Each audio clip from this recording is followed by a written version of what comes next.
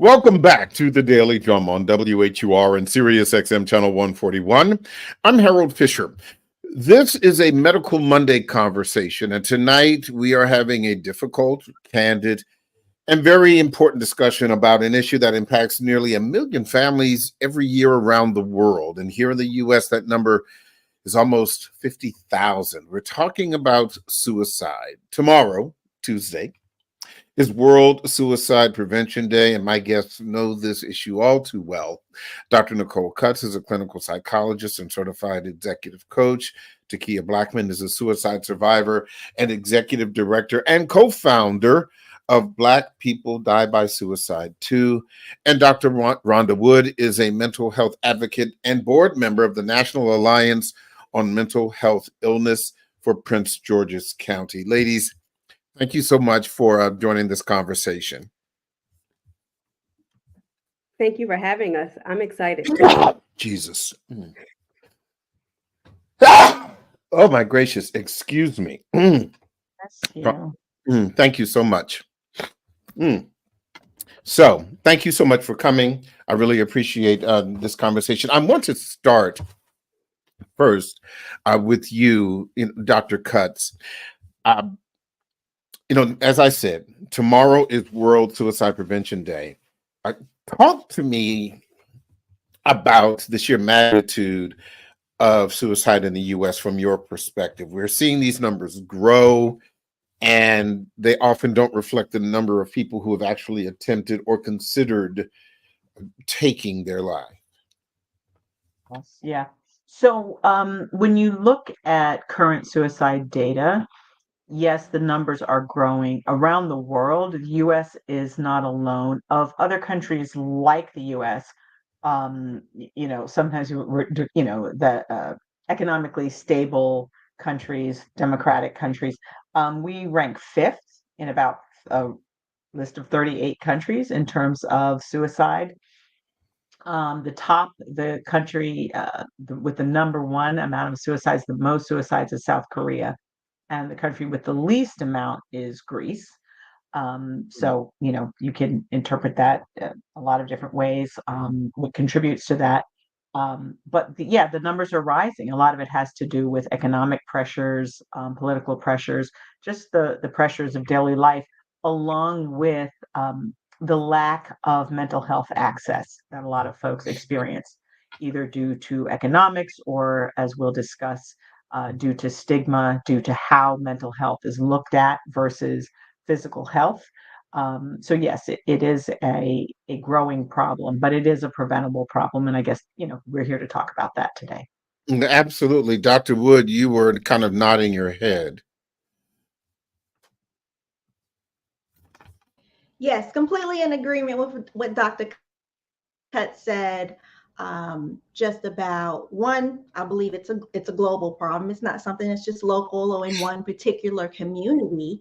And in one way or another, it affects many of us, not just the people who are actually the ones struggling with suicide, but some of us are affected by other people, whether they're our peers, coworkers, or even family members who might be struggling with thoughts of suicide or suicide ideations or even attempts. And one of the things that I realized is that, when she talked about the lack of resources, what I noticed is that the issue of suicide is affecting younger generations as well as people of all backgrounds. And so my experience comes in where I have supported a loved one, a close loved one who has struggled with suicidal ideations and attempts since elementary school, middle school. So, this isn't an issue that affects a certain gender, a certain race, a certain social, economic background, or anything of that nature. It can affect anyone at any time of any background. Mm-hmm. Takia, you have a very powerful story, and I'd like for you to take a moment to share your own personal story, but also the information about your your nonprofit and how you transitioned from the struggle of a suicide attempt to becoming an advocate. Yeah, so honestly, I started struggling with suicidal ideation when I was in about middle school, but I didn't have the terminology in middle school to say what suicide was or is or what mental health. I didn't have that terminology. I just know as a child, I often thought about ways of ending my life and often not wanting to be here. A lot of that for me was rooted in trauma, which for a lot of people who are suicide attempt survivors, or unfortunately people who have passed from suicide, there's often a trauma component. And so I'm a product of two teenage parents. Um, Grew up in public housing, watched my mom be verbally and physically abused, and my father, who has struggled with addiction and has been in and out of jail my entire life, and to this day still struggles with addiction. And so at the time of my suicide attempt, I I felt like two worlds were colliding. So we had that unresolved childhood trauma because I was not in therapy at the time. So I was not addressing it. How I often dealt with my trauma was by working. Everybody often sees me as very goal oriented, very ambitious. So it was easy for me to show up in the sense of I have it all together. Look, I graduated from Howard and graduated from Georgetown. So you can see all of the accomplishments, which means that you can easily overlook me struggling with my mental health. And so right after I graduated from Georgetown, I felt like the challenges of transitioning into young adulthood at that time, that was about 10 years ago, and then also the unresolved childhood trauma, I felt like both worlds were colliding and I was just saying to myself, I want out. I can't do this anymore. And so I had texted a friend at the time and it just told her it would be so much better if I wasn't here. And I didn't know back then that she called the police, but they did show up at my house after I had taken substances and I was hoping to die in my sleep. And Hmm. I remember when they did get there, I don't remember everything, but what I do remember is that when I got to the hospital, I was told I had two options.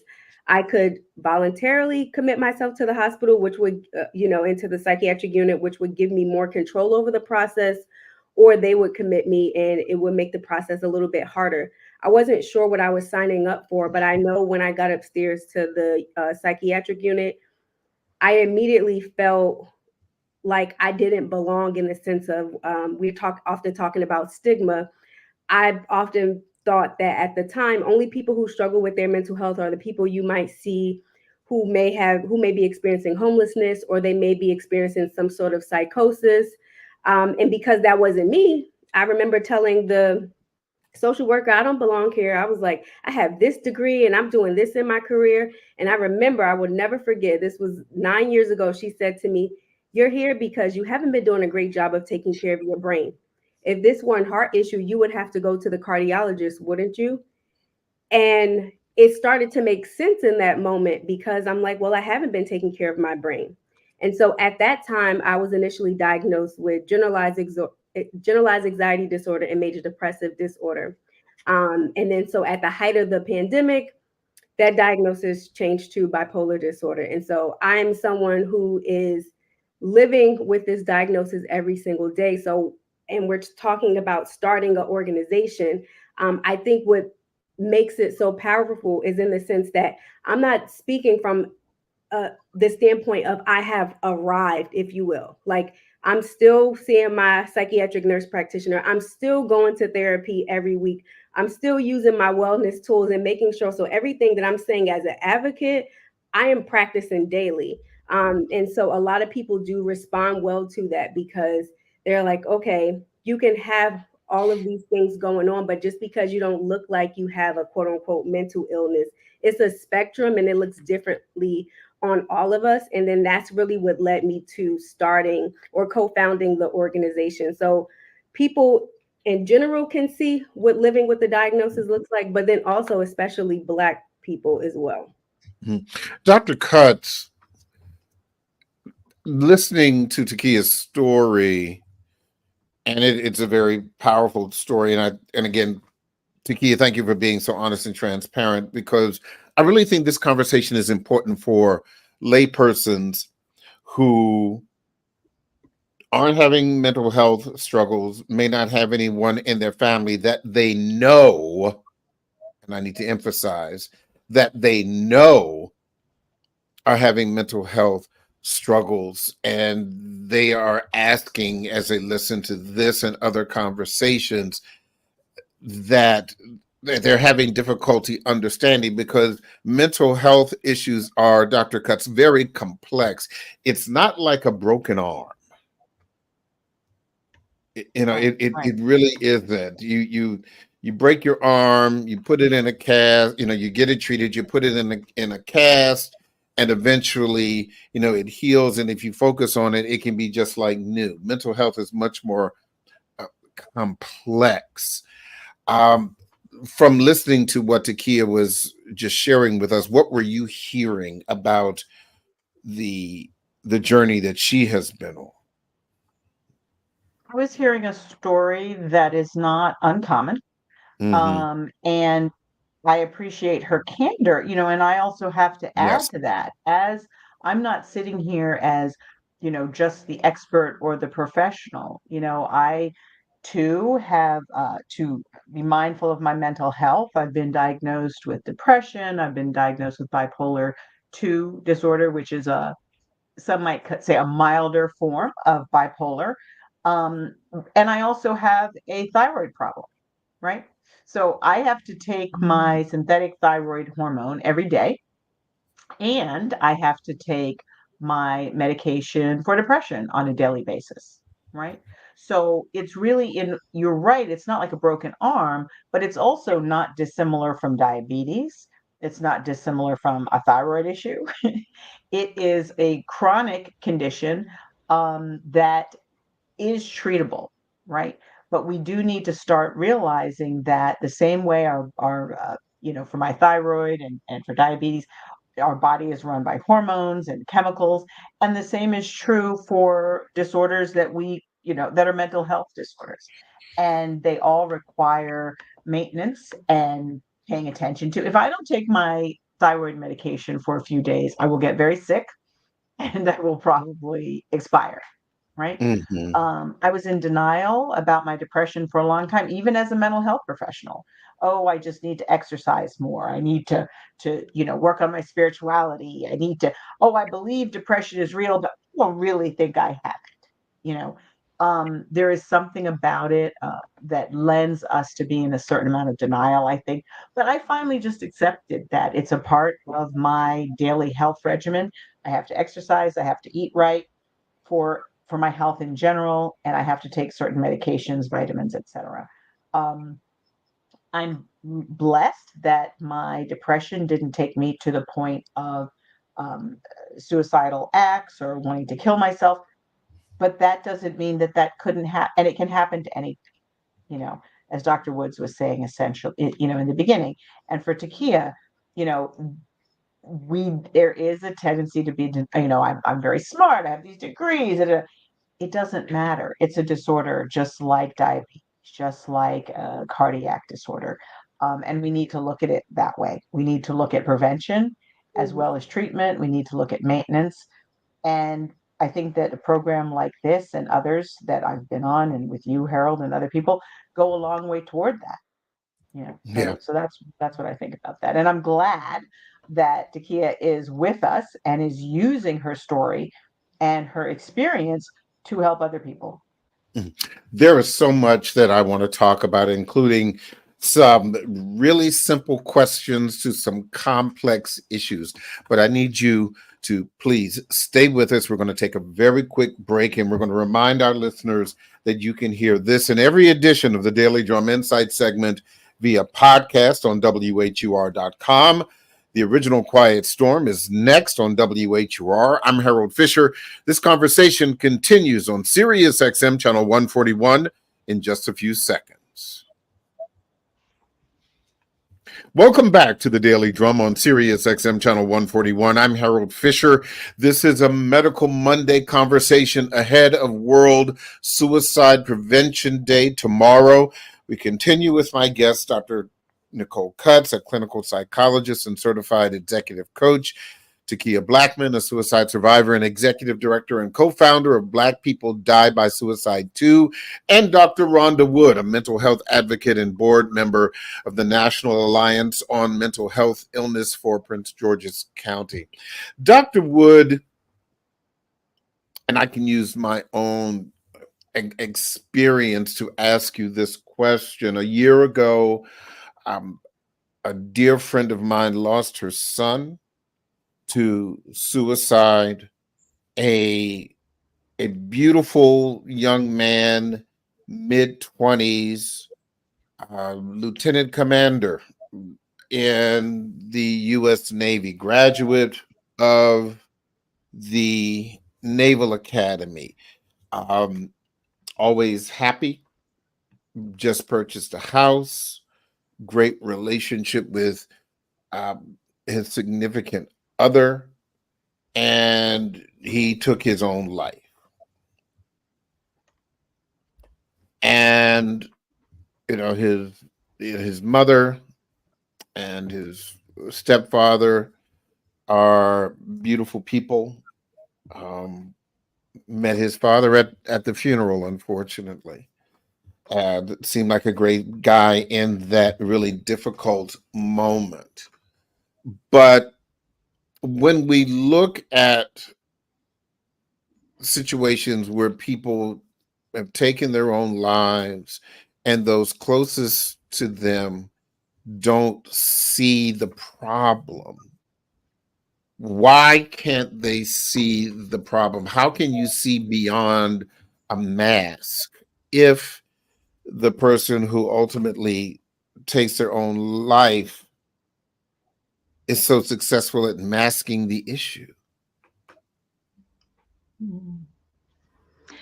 I think that is an excellent question. And I don't believe there is any right answer.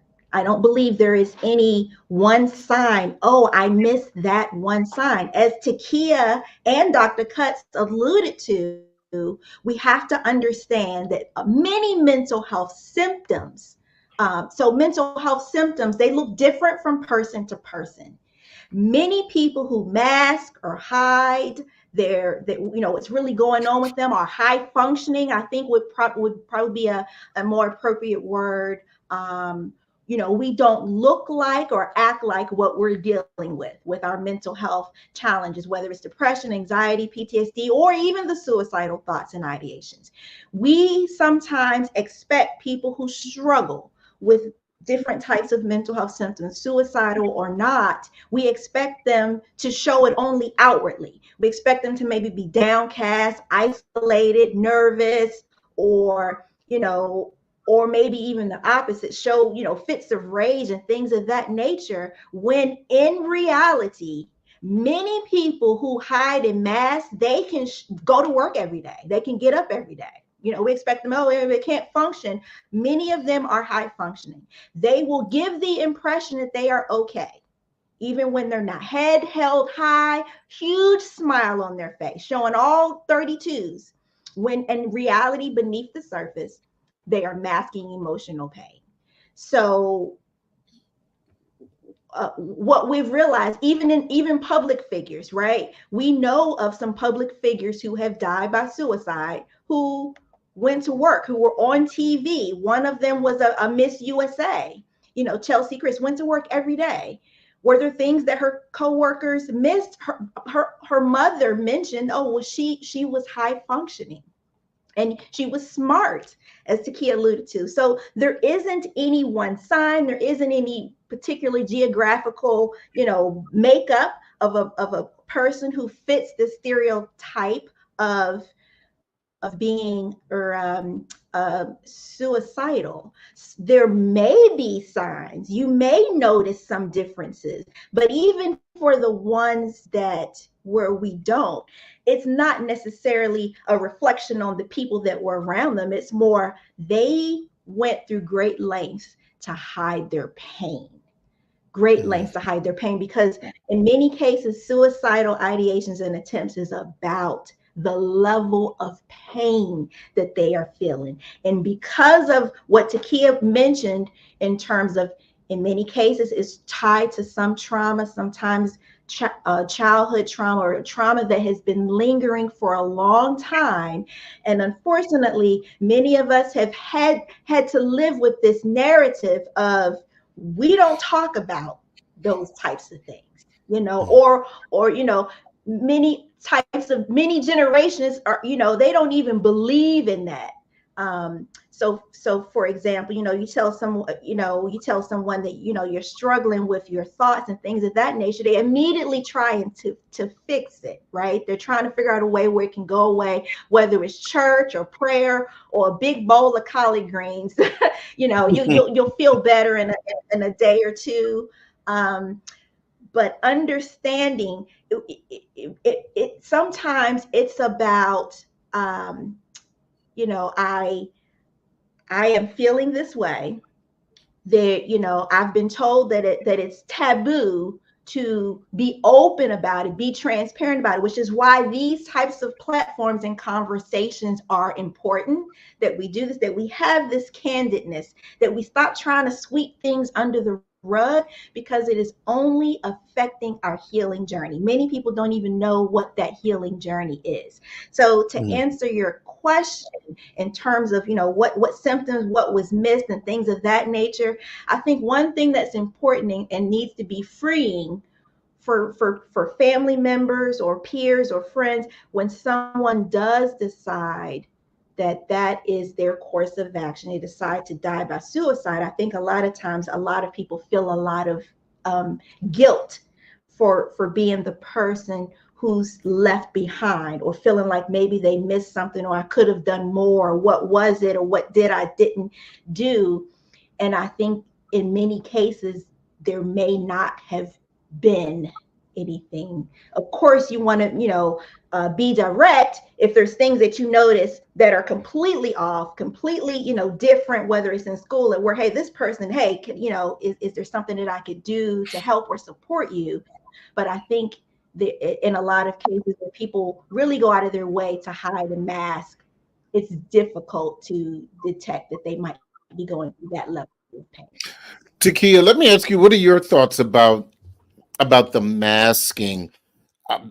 I've been having this conversation for many, many years. I would say that in speaking to you, based on what you've shared with us, your mental health situation is highly specific. And when you talked about, you know, bipolar disorder, your issues related to depression, where, you know, obviously the kind of support and medical help that you're getting, and don't let me speak for you, it is obviously helping and has helped, because your issue has been identified. But for those people who have yet to identify these issues, because I'm sure, you know, there are some people who may be Dan or Debbie Downers, always seeming down, never in a bad mood, but never consider suicide. And so, or I should say, never in a good mood, and never have suicidal ideation. So what do you say to those who really are having difficulty understanding this, about what they should look for with someone that they may be concerned about?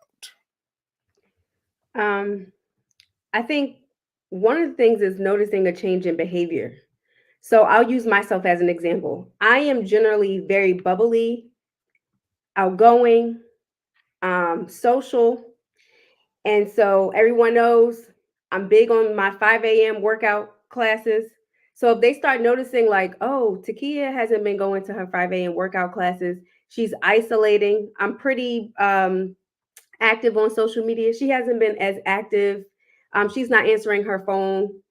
Her tone and her voice doesn't sound like it normally does. she's missing meetings, she's not showing up for work. If you notice a change in behavior that's different from how a person normally functions, that's something that you want to pay attention to.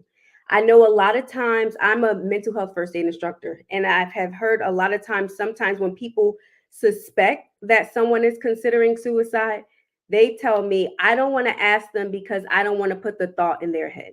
So let me debunk the myth that that is the case. If a person is thinking about it, they're already thinking about it. You asking them the question, are you thinking about suicide? Are you thinking about killing yourself? It is just shining a light on that dark place. And it, in many cases, it serves as a deterrent because now someone's like, oh, thank you, I can actually talk about it. And so I think that's important for people to understand, not just the changes in behavior, but being very open, honest, and saying, like, I really care about you. I'm noticing these changes. It seems like you're going through a difficult time. I would like to, how can I best support you? And allowing that person to make the decision in terms of what support may look like for them. And sometimes people don't know, then maybe brainstorming together.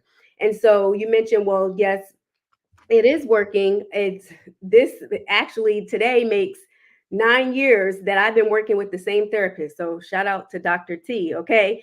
We've been doing a lot of great work, but I think a lot of times people look at mental health, or like you mentioned, Harold, like you can get your arm, you can get it, you have your cast, and then it kind of, it kind of operates as new. What I want people to understand about mental health is that it is a everyday journey. You have to be proactive in your healing. If I just went to therapy every day and I didn't implement the tools, or if I wasn't, taking my medication as prescribed, if you're not doing the work, there's no way to get better. So what you see is someone who is actually doing the work. It is very hard. I like to tell people all the time that working on myself has been harder than any degree or certification that I've gotten in my life. I am my own dissertation. It takes so much work to have gotten to where I am today. And so I would encourage people to take the time, even if you may be afraid to try therapy. There are tons of peer support groups, whether that's through the National Alliance on Mental Illness. People sometimes feel more comfortable speaking with other people who can identify, and that can be the first way into getting some sort of support before transitioning to working with a clinical professional. Or Black People Die by Suicide too. We host monthly support groups because we want people to know that they're not alone. And suicide is very complex. There's Yeah, sounds one like, yeah. no one reason, no one reason. It can be so many things that's going on. And I unfortunately lost my 13-year-old cousin to suicide as well. And so I see a lot of times why people don't speak up, because a lot of times they're saying, if I ask them, and I also want people to know, asking someone just to simply say, if we say, are you thinking about hurting yourself? Sometimes that's not direct enough, because hurting doesn't necessarily mean suicide. And so I would also encourage people there are tons of trainings that you can take, such as mental health first aid. So that way you can be able to identify the signs and know best ways to support someone. Sometimes we really do have great hearts, like how we talked about the church. But sometimes telling somebody to pray it away, or they're not, I was told I need to speak in tongues for 20 minutes a day and it's going to go away. All those things, while they come from a good place, they're not helpful. And so I want people to encourage individuals to get the support that they need. Dr. Cutts, talk to me, and I'll go back to the other two guests, Dr. Wood and Takia as well. But talk to me about how you think is best to begin to have this conversation that you are with someone that you are concerned with. Because I know whenever I go to the doctor, if I have a stomach ache or a headache, or worried about my cholesterol, or cut my finger, I'm always asked now about my mental health. I fill out the little chart with the progression of faces, from smiling all the way to teary frowns. And I can honestly say, and this is just for me, honestly, that going through these things, asking how I feel, and I'm just, no, I'm fine, I'm fine, because I am. But I just realized how important this is for someone who has never experienced that little chart, that little Mhm. graph, the little questionnaire, I should say. And when you pause and you think, particularly during the pandemic and immediately after, a whole lot of people just were not fine. That notwithstanding, how would you recommend that someone kind of have this conversation about somebody that they are concerned about? And especially when, if the person is fine, but you're still concerned about them, that you don't insult them. That's a good question. Sometimes people are afraid of insulting people, and that is a part of encouraging the stigma that we treat mental health as if, oh, we don't want to insult you, because it would be an insult to imply that you're not okay mentally or Mhm. emotionally.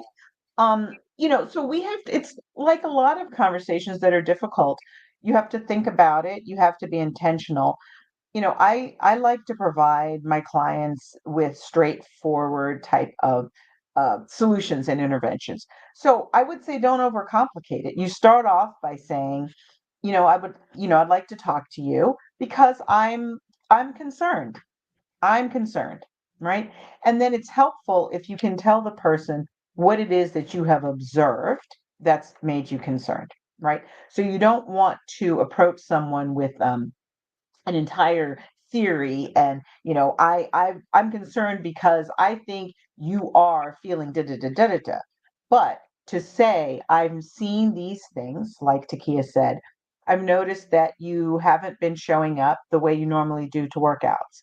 I've noticed that you're not on social media as much. I've noticed that you're looking a little bit different these days. You normally put on makeup and now you're not. Harold, this would be directed to you because I know you typically like to put on makeup. Oh Just yeah, I mean, absolutely. um, absolutely. I've noticed, for somebody who does wear makeup, you could say that. And then you can say, so I'm wondering, how are you feeling? I'm concerned because of these reasons. And you can tell them, and I really want to know. I really want to listen, and I want to know if there's any way that I can be helpful to you. And if it's that you think that the person maybe needs to seek professional help, don't be afraid to make that suggestion. And maybe, not maybe, you want to go armed with a few resources. If you're willing to talk to somebody, I am willing to help you to access these resources, right? Have a few resources handy.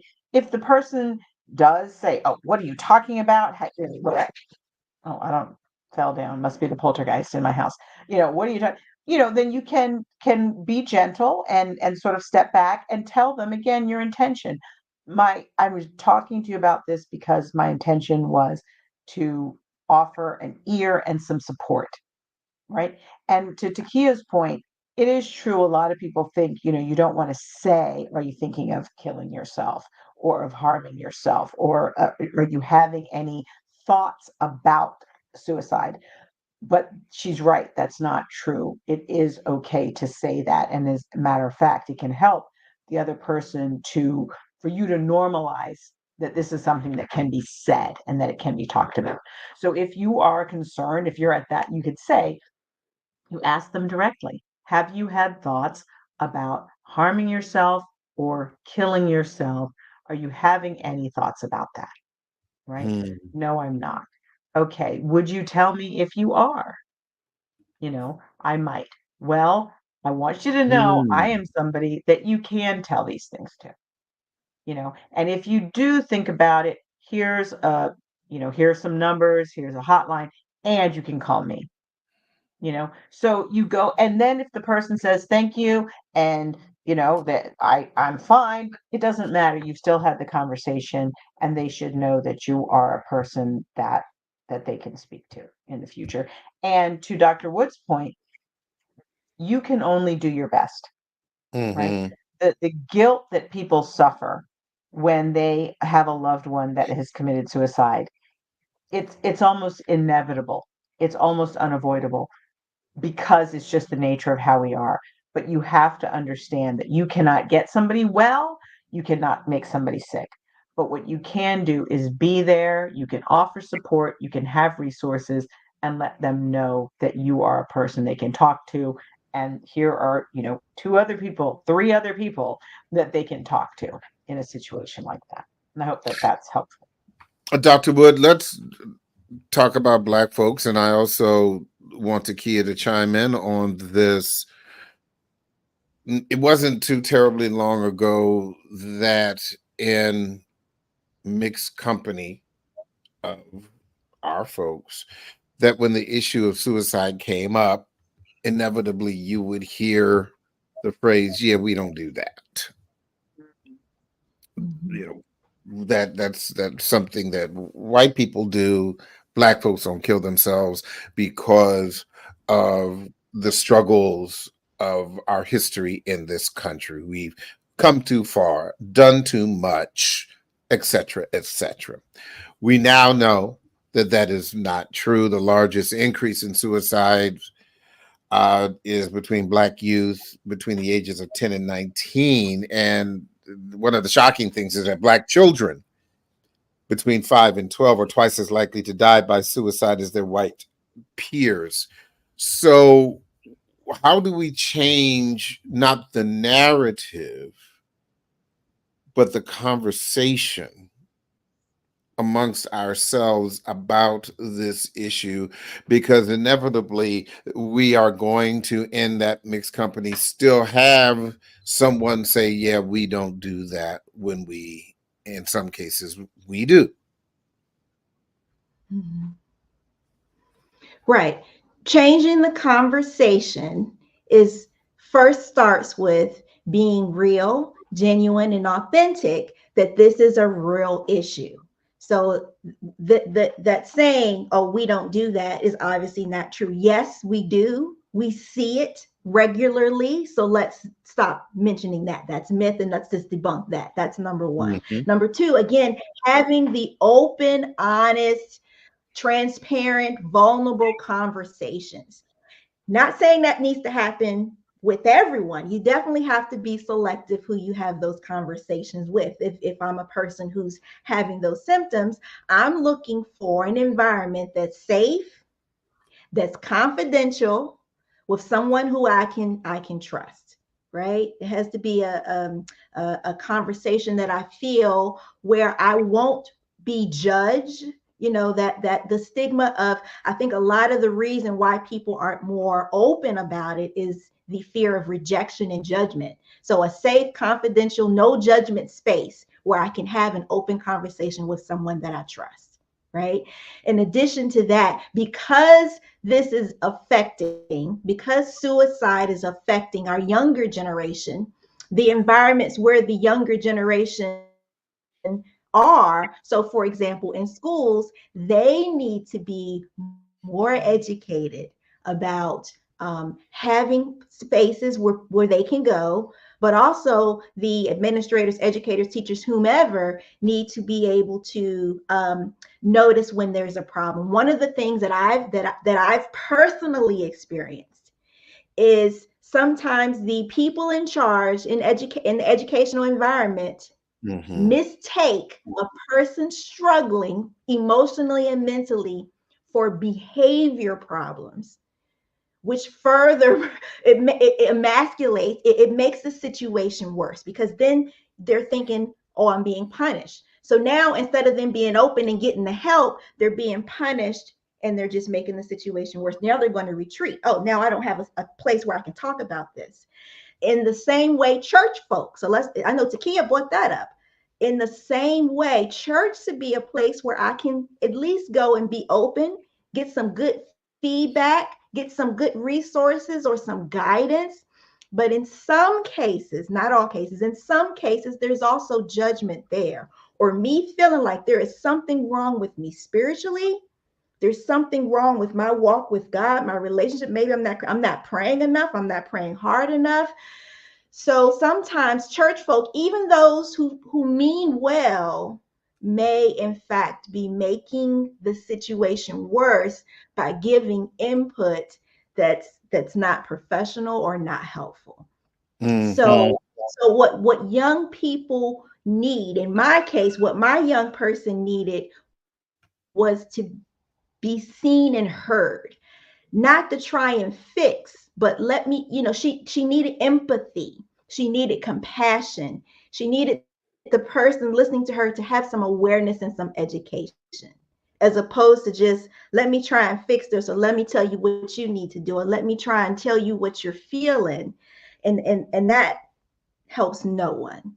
So to be compassionate, empathetic, provide resources. Like I appreciate what the doctor said about, hey, come armed with some resources. Yeah. And then let's just debunk the stigma about this doesn't happen in our community. It very well does. And to not feel we need to get comfortable having the uncomfortable conversation. I only have a minute or so left, Takia, on this particular subject. I'd like to give you the final word on addressing this in the Black community. I think there are many things that can be helpful, but I think one of the things is hearing more stories of Black people who have unfortunately died by suicide, and then Black people like me who are suicide attempt survivors. Because that dismantles that myth that Black people aren't doing it. And when you're talking about, yes, we've overcame slavery and we're a very resilient people, but let's be honest, there were slaves jumping off of boats saying, I would be free in the afterlife than here. So Black people have been dying by suicide for a very long time. This is not something that's new. And I think another thing that's important as we're talking about youth, I think one of the reasons why the rate is so high among youth currently, they can no longer hold the weight of previous generations.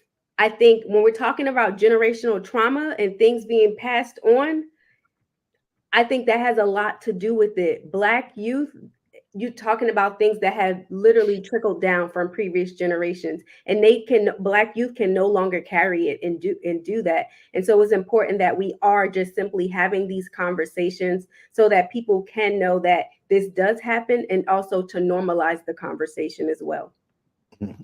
I think that was exceptionally well said. Certainly that is something that I know I've not even considered. When you talk about, every day we talk about passing on things to future generations. We always talk about generational wealth. We talk about history. We talk about knowledge, but we don't often think about the cycle of trauma.